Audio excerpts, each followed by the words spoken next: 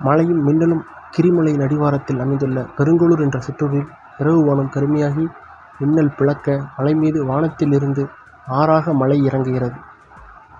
ஒரு இளைஞன் ரீகர் முன் பாதை வழியாக ஓடிக்கொண்டிருக்கிறான்.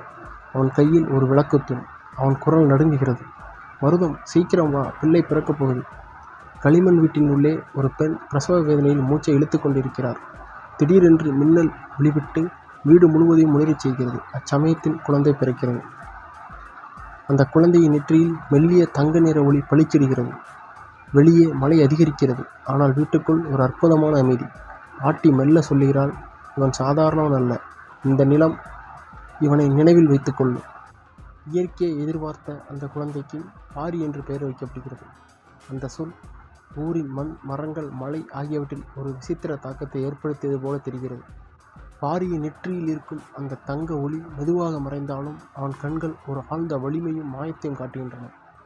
ஆட்டி சிரித்து கொண்டே சொல்கிறாள், இவனுடைய பயணம் இப்போதுதான் தொடங்குகிறது. உங்களுக்கு எந்த மாதிரி கதை பிடிக்கும் அப்படிங்கிறத கமெண்ட்டில் சொல்லுங்கள்.